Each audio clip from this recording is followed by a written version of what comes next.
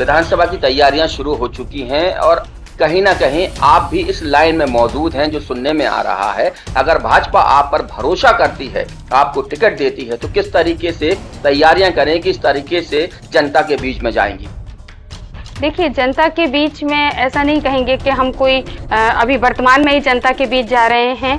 हमारा परिवार प्रारंभ से ही धार्मिक और सामाजिक कार्यों से जुड़ा हुआ रहा है। सौभाग्य है कि मुझे नगर की बेटी मतलब और बहू बने। और बही दोनों हो यहाँ, मतलब भारतीय जनता पार्टी अगर आप पे भरोसा करेगी तो कहीं ना कहीं उसका लाभ मिलेगा। जी बिल्कुल, इसको कहेंगे क्योंकि नौगांव नगर मेरा हरपालपुर क्षेत्र, मतलब हमारा कहेंगे कि मायका भी है और ससुराल भी है। भाजपा का यहाँ झंडा गाड़ा था, वो कौन कौन सी ऐसी जो राजनीतिक गतिविधियां थी जो आप लेकर आए जिससे यहाँ पे भारतीय जनता पार्टी को जीत हासिल हुई आपके कार्यकाल में? देख सकते केंद्र के संयोजक होने के नाते क्षेत्र के हर अपने ग्रामीण क्षेत्रों में गई हूँ। पार्टी की विचारधाराओं को भी पार्टी की रीति नीति से सब लोगों को अवगत कराकर, और एक बड़ा चेहरा भी मानी जा रही है। यहाँ पर 58% ओबीसी का वोटर है। उन वोटरों को लुभाने के लिए किस तरीके से प्रयास करेंगे?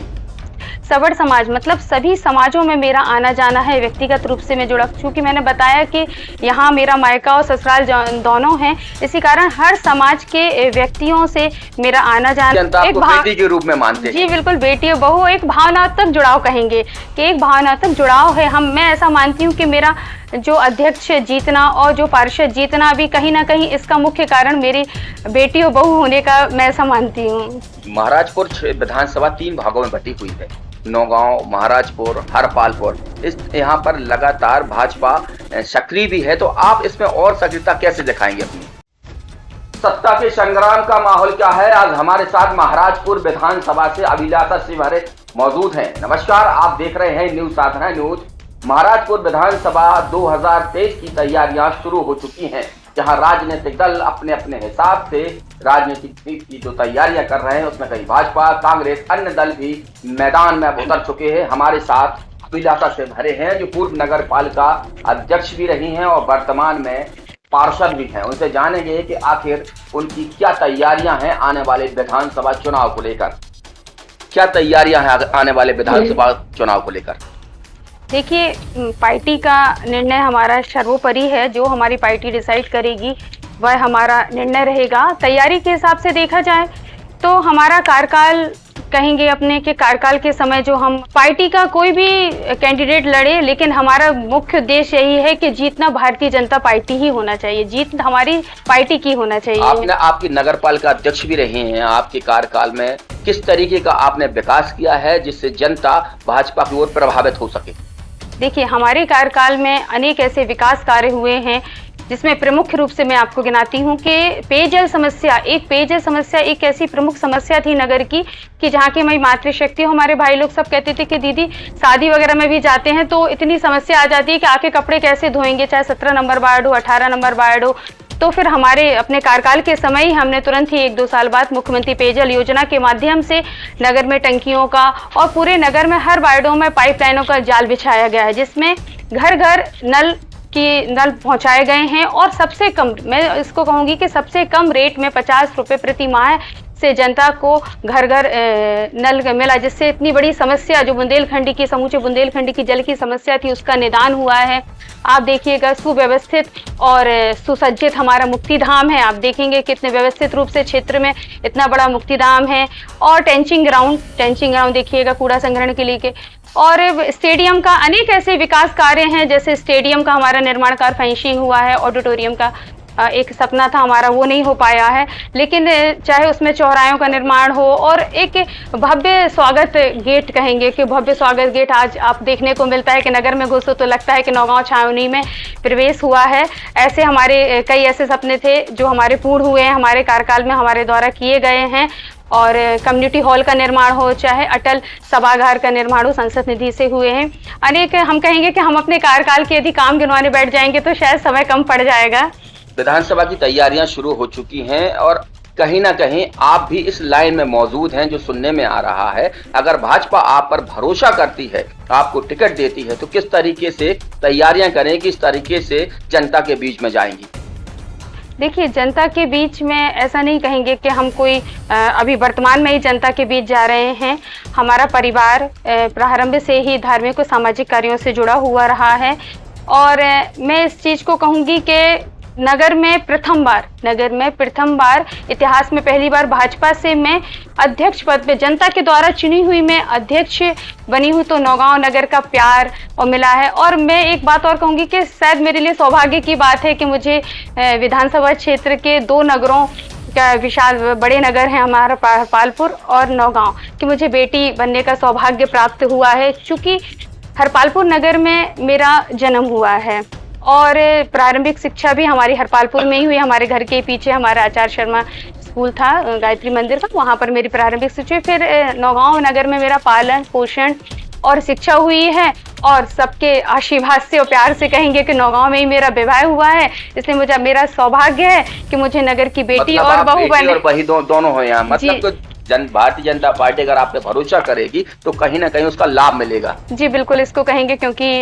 नौगांव नगर मेरा हरपालपुर क्षेत्र मतलब हमारा कहेंगे कि मायका भी है और ससुराल भी है। भाजपा लगातार महाराजपुर क्षेत्र में प्रयास कर रही है और पिछला चुनाव यहाँ से भाजपा हारी थी। भाजपा को इस बार किस तरीके से यहाँ से जीत मिलेगी, किस तरीके से आप लोग प्रयास करेंगे, क्योंकि आप नगर पालिका अध्यक्ष रही हैं और पहली बार नगर पालिका अध्यक्ष आप बने थे। इससे पहले यहाँ पर समाजवादी पार्टी, कहीं कांग्रेस, लेकिन आपने भाजपा का यहाँ झंडा गाड़ा था। वो कौन कौन सी ऐसी जो राजनीतिक गतिविधियां थी जो आप लेकर आए जिससे यहाँ पे भारतीय जनता पार्टी को जीत हासिल हुई आपके कार्यकाल में?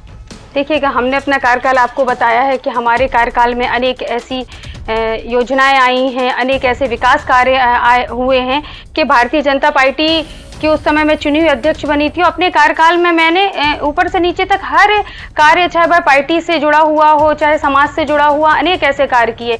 और देखा जाए पार्टी के कार्यक्रम हुए हैं, जैसे अनेक ऐसे कार्यक्रम हैं पार्टी के, जैसे बूथ विस्तारक योजना हुई और जैसे लाडली बहना वर्तमान में चली है। तो इसके माध्यम से मैं संयोजक, शक्ति केंद्र के संयोजक होने के नाते क्षेत्र के हर अपने ग्रामीण क्षेत्रों में गई हूँ। पार्टी की विचारधाराओं को भी पार्टी की रीति नीति से सब लोगों को अवगत कराकर और काफी ऐसे विकास कार्य हुए। और एक प्रमुख बात देखा जाए तो मेरे पति धीरेन्द्र शिवहरे जी 26 वर्षों से पर पार्टी के दायित्व निभा रहे हैं। कई पदों पर ऐसे उन्होंने पार्टी का दायित्व निभाया है और 18 वर्षों से सांसद प्रतिनिधि हैं। तो 18 वर्षों से सांसद प्रतिनिधि हैं तो क्षेत्र के लोगों से डायरेक्ट उनका संवाद है, जुड़ाव है। चूंकि नौगांव एक ऐसा बीच का क्षेत्र है जहां कहेंगे कि तहसील हुआ, थाना हुआ, तो व्यक्तियों का आना जाना, चाहे स्वास्थ्य संबंधी समस्याएं रहती, तो व्यक्तियों का, क्षेत्र के लोगों का आना जाना नगर नौगांव में ज्यादा होता है। सुनने में आ रहा है कि आप एक ओबीसी का एक बड़ा चेहरा भी मानी जा रही है। यहाँ पर 58% ओबीसी का वोटर है। उन वोटरों को लुभाने के लिए किस तरीके से प्रयास करेंगे?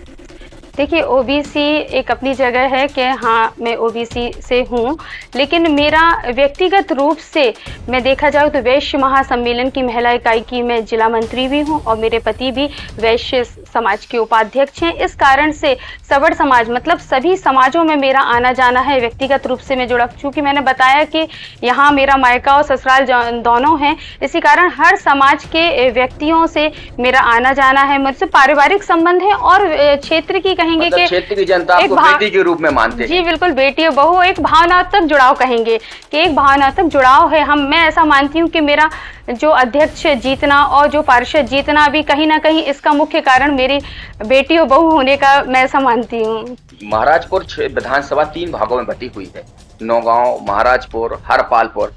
यहाँ पर लगातार भाजपा सक्रिय भी है, तो आप इसमें और सक्रियता कैसे दिखाएंगे अपनी? सक्रियता के लिए भाजपा की देखिए जाए, आदरणीय हमारे मोदी जी, आदरणीय हमारे शिवराज सिंह चौहान जी के अनेक ऐसी योजनाएं हैं जो जनता के द्वारा बराबर नित्य पहुंचाई जाती हैं और पहुंचाई भी जा रही हैंगी। तो मेरा उद्देश्य यही रहता है कि अपनी पार्टी की योजनाओं को और मैं बताइए पार्टी की योजनाएं जो रहती हैं वो तो नित्य चलती हैं क्योंकि वो सब कोई अपना कार्य करते हैं और जनता तक पहुंचती हैं। लेकिन मेरा पर्सनली भी ऐसा रहा कि जैसे क्षेत्र में चाहे कोरोना काल हो, कोरोना काल के समय भी देखा जाए कि जब कितनी भयानक स्थिति हमारा पूरा कहेंगे कि पूरा आपने बहुत मदद करी। हाँ बिल्कुल, सब लोग निकलते थे, नहीं निकल रहे थे तो भी हमारे द्वारा खाद्यान्न सामग्री हुई, चाहे परिवार के द्वारा भोजन वितरण हुआ, मतलब अनेक ऐसे कार्य में हमारे रहे और अनेक सामाजिक गतिविधियां कहेंगे कि और विभिन्न जगह में जैसे क्षेत्र के द्वारा स्वास्थ्य शिविरों का हमारे द्वारा स्वास्थ्य शिविरों के द्वारा अनेकों लोगों ने शिविर लगाए गए, अनेक लोगों ने लाभ लिया है स्वास्थ्य शिविरों का। और अनेक ऐसी सामाजिक संस्थाएं हैं कहेंगे कि जिनसे मैं जुड़ी हूँ। अभिव्यक्ति ग्रुप के माध्यम से मैंने निर्धन कन्या एक अभिव्यक्ति सेवा समिति के माध्यम से निर्धन कन्याओं के विवाह से लेके आर्थिक सहयोग से लेके, चाहे वह शोभा देवी सामाजिक समिति हो, चाहे ब्रज राधे समिति हो और अनेक ऐसी लायनेस क्लब हो, अनेक ऐसी समितियों से मैं स्वयं जुड़ी हुई हूँ और व्यक्तिगत रूप से जाकर व्यक्तियों की और अपने सबकी जो आर्थिक रूप से कमजोर परिवार रहते हैं उनकी मदद करती हूँ। तो इसको नहीं कहेंगे कि हम अपने व्यक्तिगत रूप से अनेक ऐसे कार्य करे हैं। आने वाला चुनाव है 2023 और लगातार तैयारियां चल रही हैं। भाजपा आप पे भरोसा करती है या किसी और पर भरोसा करती है, तो आप किस तरीके से, क्या भूमिका में होगी आपकी? देखिए, मैंने पहले भी कहा है कि पार्टी का निर्णय सर्वोपरि है और जैसे कि सभी लोग सभी दावेदारी करते हैं, तो उसी तरह लगता है कि मैंने पार्टी के लिए कार्य किया है। एक छोटे से सिपाही के रूप में, मैं एक कार्यकर्ता के रूप में, चाहे वह धार्मिक हो, चाहे सामाजिक हो, चाहे राजनीतिक हो, हर क्षेत्र में मैंने अपना जो दायित्व निभाना चाहिए वो मैंने दायित्व निभाया है। तो लगता है कि यदि पार्टी को लगेगा तो मतलब आपके कार्यकाल का अगर लगेगा पार्टी को तो भरोसा कर सकता है पार्टी आपके ऊपर? जी बिल्कुल, कार्यकाल तो हमने आपको बता ही दिया हैगा कि इस तरीके से हमारा कार्यकाल अच्छे से निकला है कि सब। और एक अपने कार्यकाल की मैं आप लोगों को और बता दूं कि जब मैं नगर पालिका अध्यक्ष थी तो मैं जब बैठती थी नगर पालिका में, तो महिला सशक्तिकरण को मैं विशेष उस चीज़ को मानूंगी कि महिलाओं का डायरेक्ट मुझसे संपर्क रहता था। तो जैसे लगता था कि दीदी, आज भी लोग मिलते हैं तो कहते हैं कि दीदी यदि आप नहीं रहती है तो मुझे नगर पालिका जाने में, तो इसको एक महिला सशक्तिकरण के रूप में एक बहुत बड़ा कार्य मानूंगी कि डायरेक्ट महिलाएं मुझसे जुड़ती थी अपने काम को, क्योंकि कहते हैं ना कि एक महिला से अच्छे से बोल पाती बनी रहती है और अच्छे से। तो इस चीज़ को मैं मानती हूँ कि इसमें महिला सशक्तिकरण मेरे कार्यकाल, तो मैं अपने कार्यकाल में महिला सशक्तिकरण को भी विशेष मानूंगी, क्योंकि जब मैं नगर पालिका अध्यक्ष थी और मैं जब नगर पालिका में बैठती थी तो महिलाएं उधर पे निसंकोच चली आती थी, कहती थी कि दीदी अब मुझे डर नहीं लगता है, ना मुझे अपने पति की ज़रूरत है, ना बेटे की ज़रूरत है, मुझे लगता है दीदी तो बैठी हुई हैं। डायरेक्ट आती थी और अपना काम स्वयं वो करवाती थी और बैठती थी, आराम से हंसना बोलना होता था, क्योंकि महिलाओं से जुड़ाव रहता है। अब उनको ऐसा कभी हमको मिलती हैं, आती हैं कार्यक्रमों में तो कहती हैं दीदी आप नहीं बैठती हो, तो फिर नगर पालिका जाने का मन ही नहीं करता है। तो एक महिला सशक्तिकरण के रूप में भी मैं एक इस चीज को अपना मानूंगी कि हाँ, जिस समय मैं अध्यक्ष थी तो महिलाओं का एक लाडली बहना अभी शिवराज सिंह चौहान ने चालू की है, उससे कितना भाजपा को लाभ होगा आपके क्षेत्र में? बिल्कुल लाडली बहना से मिलेगा, क्योंकि कहेंगे कि जब हमारी मातृशक्ति के खाते में साल में 12,000 और मंथली 1,000 रुपए आएंगे तो उनको सशक्त बनने का एक मौका मिलता है। एक छोटी मोटी महिलाओं की ज़रूरत रहती है कि कभी कुछ बाजार से सामान लाना, कुछ लाना, तो ना उनको पति से मांगना पड़ेगा, ना अपने बेटे से मांगना पड़ेगा। जब स्वयं उनके खाते में 1,000 रुपये और साल के 12,000 आएंगे तो महिलाओं को निश्चित इससे लाभ होगा और पार्टी को भी इससे लाभ होगा। कांग्रेस ने भी अपने नारी सम्मान और 500 का सिलेंडर किया, तो इससे भाजपा का क्या नुकसान होगा? क्या देखिए, इससे कोई नुकसान नहीं होगा, क्योंकि हमारे आदरणीय मोदी जी और शिवराज सिंह चौहान की अनेकों सैकड़ों इतनी योजनाएं हैं कि कांग्रेस तो अभी उनकी बराबरी भी नहीं कर सकती है। और उनने तो कहा है, हम लोगों ने तो करके दिखाया है। तो ये अभिलाषा शिवहरे जी थी, ओबीसी का एक बड़ा चेहरा है महाराजपुर में। अगर पार्टी इन पर भरोसा करती है तो उनके भरोसे पर अभिलाषा शिवहरे खरा उतरेगी। मनोज सोनी के साथ सुरेंद्र यादव, न्यूज़ 8 अब आपके शहर छतरपुर में doctor K N. Memorial public senior secondary school affiliated to CBSE new Delhi प्रस्तुत करता है वत्सल डे बोर्डिंग स्कूल। आपके बच्चों को मिलेगी आधुनिक शिक्षा के साथ भारतीय संस्कार, personality development, division smart classes, experience faculty, well accrued lab, library, playground के साथ बच्चों को मिलेगी आधुनिक शिक्षा। तो अब देर मत करें, अपने बच्चों के भविष्य के लिए आज ही संपर्क करें K N. Memorial public senior secondary school affiliated to CBSE new Delhi, Vatsal day boarding school, Saura road, Chhatarpur.